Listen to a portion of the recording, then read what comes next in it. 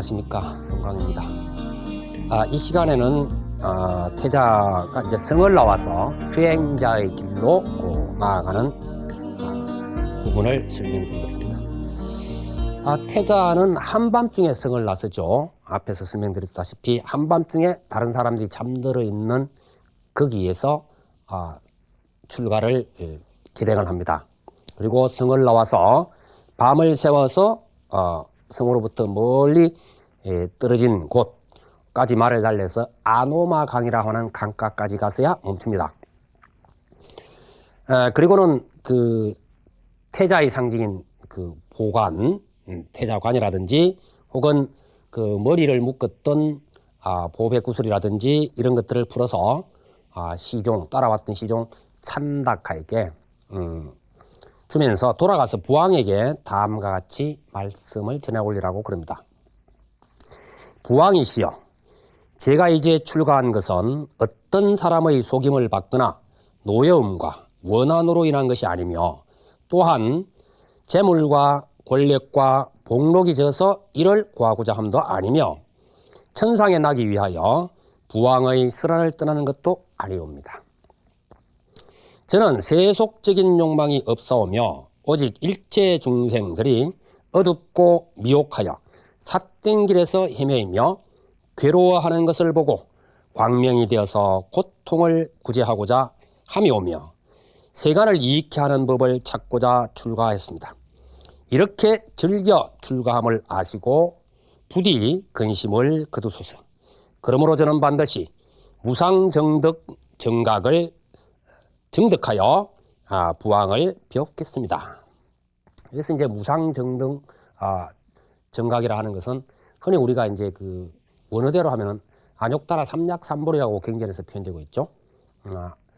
이 부처님께서 도달하시는 그 지혜, 위 없이 드높은 정등정각, 보편적이고 바른 깨달음의 자리를 이야기를 하는 겁니다.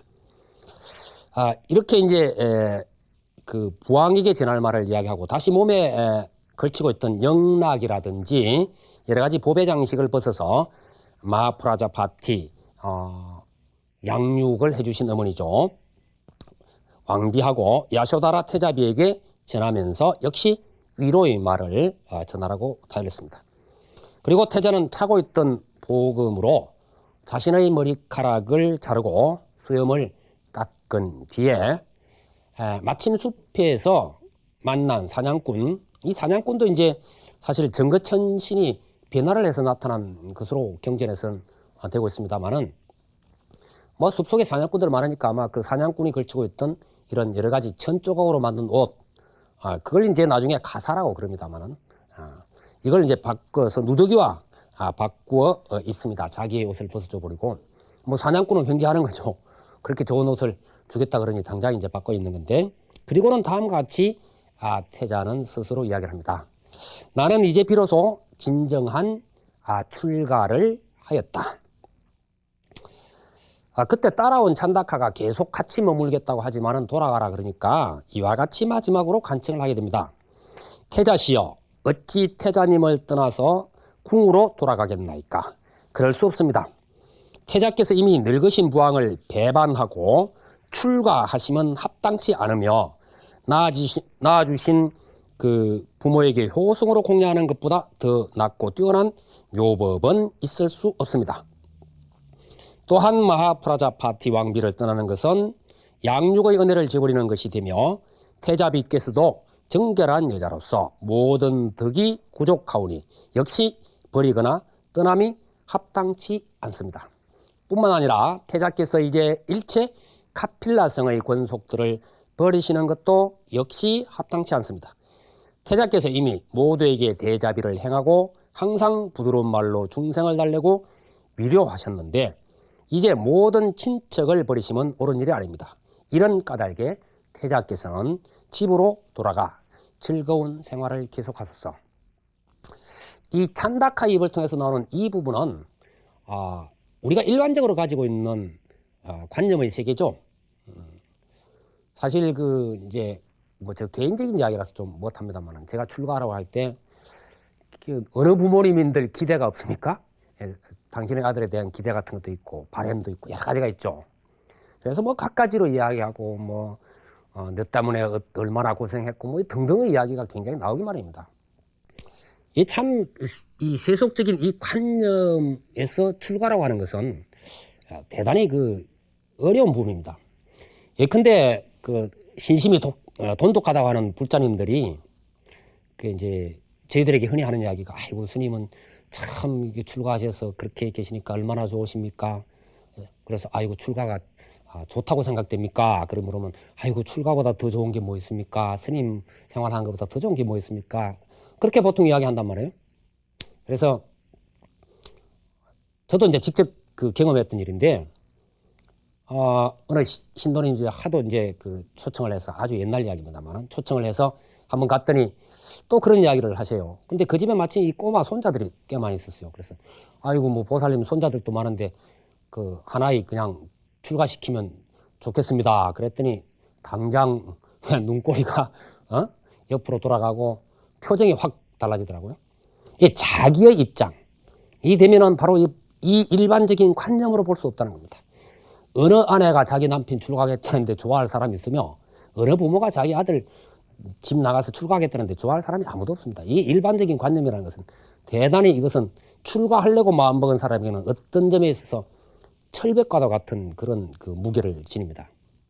그래서 그 찬다카 입을 통해서 이야기되고 있는 이것이 바로 이 일반적인 관념의 세계다. 그래서 태자도 부득이 밤중에 나온 것이 아니냐. 이 밤에 나왔다는 것은 사실은 이제 대단한 상징을 가집니다만은 이에 대해서 태자의 답변은 아주 단호합니다. 내 이제 참으로 부왕과 권속의 은혜가 깊음을 알고 있으나 그 은혜를 저버리는 것이 아니다. 보다 큰 은혜를 갚고자 하느니라. 세상의 많은 부모들이 자식을 낳아 재물을 구하여 양육하듯이 자식도 재물로서 은혜를 갚되 부모에게 법의 재물을 베풀어 은혜를 갚는 이는 세상의 자식 중에 없노라. 내 이로써 은혜를 갚겠노라. 다시 말해서 출세간법으로서 다시 말해서 깨달아 성불함으로써 부모에게 큰 은혜를 갚겠다 하는 뜻이 여기에 담겨 있습니다. 자, 그러면 태자가 밤에 출가한 부분, 또 성을 넘어서 나간 부분, 이런 부분에 대해서 좀 생각을 해보죠. 우선 출가라고 하는 말 자체가 집을 나선다 이런 이야기죠. 그럼 여기서 집이라 하는 것은 뭐냐? 태자 입장에서는 성이 되겠습니다만 성문을 나섰다, 집을 나섰다. 이건 지금까지 내가 보호받는 그러한 장소이기도 하고 세상의 모든 일이 벌어지고 있는 중심이 바로 집이라는 것이죠. 직장생활도 집이 없으면 그건 안 되죠. 혈연관계 역시 집을 중심으로 해서 이루어지죠.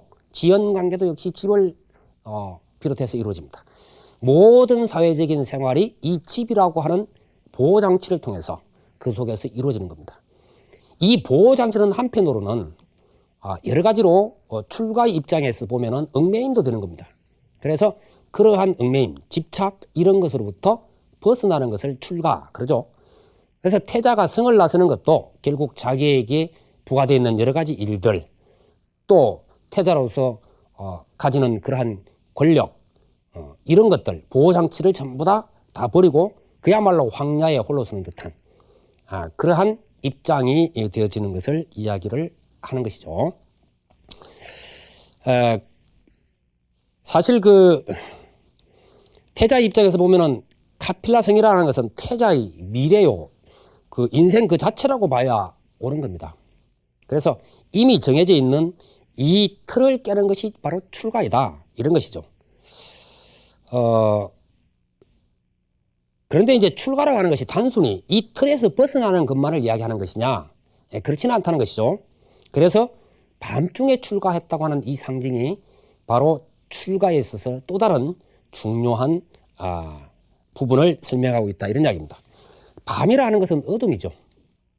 물론 뭐 상황이 다른 사람이 잠들고 난데 살그머니 빠져 나올 수밖에 없는 상황이라면 밤밖에 더 있겠느냐 이러지만은 실제로 하려고 그러면은 뭐 동산에 나가서 놀다가 말 타고 그냥 달려버려도 되는 거예요. 그거 안 될 거 없는 거죠. 그런데 밤이란 말이에요.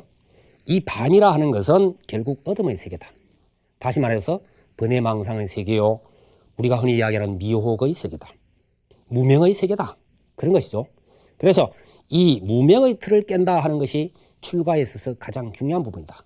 번외망상으로부터 벗어나는 것을 이야기한다. 이런 이야기입니다. 그래서 우리가 몸은 비록 집을 떠나서 산속이나 숲속에 있다 할지라도 그 마음속에 번외망상이 가득하다면 이건 진정한 출가라 하기가 어렵다는 거죠. 또 그 심지어 우리가 관념의 세계까지도 끊어버려야 되는 것이 출가의 그 모습입니다. 그렇기 때문에 자 여기서 제가 이제 몇 가지 상징을 보자면은 왜 스님들이 머리 깎고 있느냐, 뭐 스님들이 왜 하필이면은 먹물옷들인 것 그것을 입고 있느냐, 이제 이런 모습들이 있는데 우선 아까 집이라고 하는 것은 기존적인 틀이라 그랬죠. 그 기존적인 틀을 벗어나고 집을 나선다는 것은 집을 떠난다. 그 다음에 이제 뭐 태자가 태자복을 벗어버리고 또 뭐 요즘 같으면 양복 벗어버리고 청바지 벗어버리고 가사를 걸친다 하는 것은 이제 가사라고 하는 것이 조각조각 이루어져서 이제 원래 이제 흥급으로 되어 있는 것인데 요즘에는 뭐 재단을 해서 이렇게 만듭니다만은 예전에는 이게 이제 조가리천 조각조각 난 천을 가지고 만들었다 이제 그렇게 하죠. 만들어서 이제 물을 들인다 이런 이야기인데 이건 세상의 가치관을 벗어버린다는 뜻이 됩니다. 세상에 밖에서 입고 있던 옷을 벗어버린다는 것은 세상의 가치관에서 벗어난다 하는 이야기가 됩니다. 그 다음에 머리를 깎고 수염을 깎는다는 것은 무엇이냐, 이건 우리가 가지고 있던 기본적인 그때까지 출가 이전까지 가지고 있었던 관념의 세계마저도 끊어버린다는 이야기입니다. 그런 상징들을 가지고 있죠. 그래서 보통 이제 그 머리카락을 우리가 이제 무명초, 무명의 풀 그럽니다. 이게 말하자면 무명이라는 것은 관념의 세계에서 박지 못한 것을 이야기하는 것이죠. 그래서 근본 번뇌 그렇게 무명을 이야기하는데 이런 상징적인 모습들이 이제 겉모습에 이미 깃들어 있는 것이다 이렇게 볼 수가 있겠습니다. 자, 그러면 태자의 입을 통해서 표현된 말을 다시 한번 음미해 보도록 하겠습니다. 나는 이제 비로소 진정한 출가를 했다 이렇게 이제 했습니다. 머리를 깎고 수염을 하고 난 뒤에 사냥꾼의 옷을 갈아입고 그렇게 이야기했습니다. 그래서 태자는 사실 이 출가를 결행하기 전에 정신적인 출가는 이미 되어 있었죠. 왕궁에서 이미 정신적 출가는 이미 뭐 결정되어 있었던 사실입니다. 그래서 항상 하는 것이 명상이라든지 뭐 이런 생활을 계속 하고 있었다는 것이죠. 그러니까 이미 수양은 오래전부터 하고 있었다는 이야기도 됩니다. 그 수양의 방향이 이제 어떻게 변하냐 하는 부분은 있겠지만은 그러나 각가지 상황이 놓여 있어서 태자라는 모습, 뭐 또 남편이라는 것, 아들이라는 것, 또 나중에는 아버지라는 것 이런 틀이 있죠. 그래서 이 세간적인 일들에 사실은 얽매여 있었던 것도 사실이다 이런 이야기죠. 한편으로는 자기가 이 출가 정신적인 어떤 출가를 통해서 여러 가지를 했지만은 어차피 있으면은 그 뭐 왕궁의 생활 그대로 받아들 수밖에 없고 그렇게 된다는 것이죠. 그래서 여기에서 그것마저도 버렸다는 점에서 진정한 출가를 했다 그렇게 이제 이야기를 하고 있습니다. 자, 그러면 우리가 흔히 출가에 대해서 세 가지로 분류를 하는 법이 있습니다. 그 부분을 잠시 이제 좀 설명을 드리자면은, 신출가. 몸이 출가를 하고, 심출가. 또한 마음도 출가를 했다. 다시 말해서, 몸도 세속의 어떤 그러한 굴레를 벗어버리고 혈연이라든지 이런 여러 가지 가족관계 이런 것을 끊어버린 것을 신출가 그러고 심출가라는 것은 세속적인 어떤 가치를 쫓지 않는다. 이것이 이제 심출가입니다. 그 얽매임, 집착 이런 것을 놓아버린다. 이런 것이죠. 이것이 이제 가장 좋은 출가다. 그렇게 이제 이야기하고 그 다음에 몸은 출가를 했으나 신출가, 몸은 출가를 했으나 아직 그 정신 상태는 출가가 아니다. 그래서 심불출가. 정신 상태는 아직도 세속적인 가치관에 연연하고 있다. 이러면은 이거는 마음은 아직 출가를 못했다. 그러니까 겉모습만 출가다. 이런 이야기가 됩니다. 신출가, 심불출가. 그 다음에 태자가 태자 생활을 할 때의 모습은 어떻습니까? 몸은 출가를 하지 못했습니다. 신불출가. 몸은 세속의 모습을 그대로 하고 있죠. 그러나 마음은 이미 그런 데 대해서 집착이나 그런 관심 같은 게 이미 끊어버렸습니다. 나는 뭐 거기에 매여 있을 수가 없다. 그래서 심출가 이렇게 됩니다. 그래서 출가를 볼 때 이것이 가장 좋은 출가고 몸과 마음이 함께 출가해야 된다.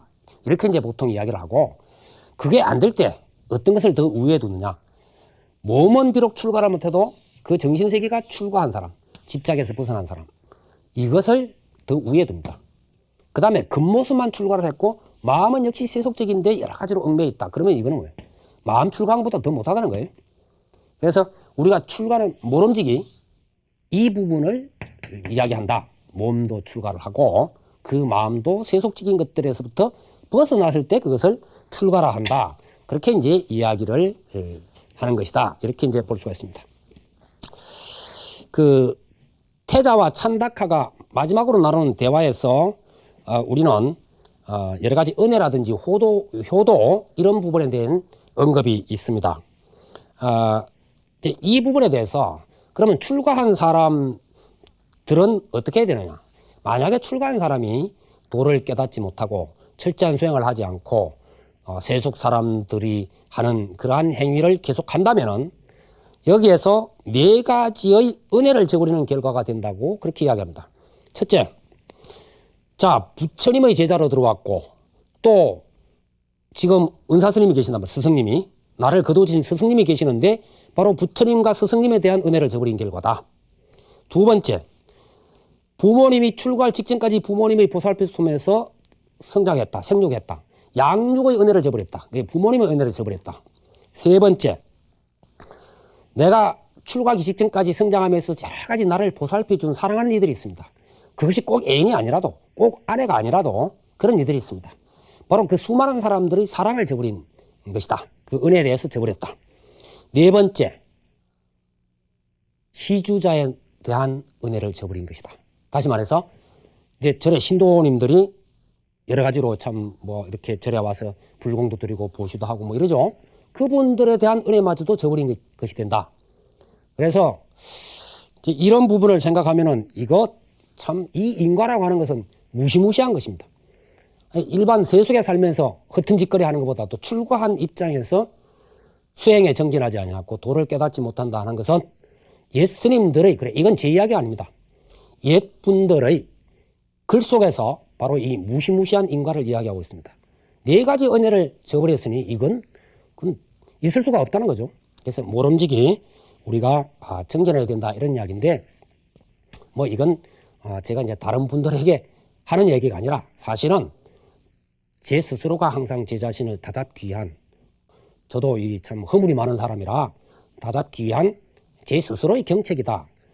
이렇게 저는 생각을 합니다. 그래서 진정한 출가의 모습이라는 것은 바로 이런 은혜를 다 갚아 나갈 수 있는 어떤 그런 수행자적인 모습을 보일 때 그런 노력을 할 때 그것이 출가란 말이 합당한 것이다. 그렇게 이제 말씀드릴 수가 있겠습니다. 다음 시간에는 스승을 찾아 나서는 모습에 대해서 설명을 드리도록 하겠습니다. 여러분 성불하십시오.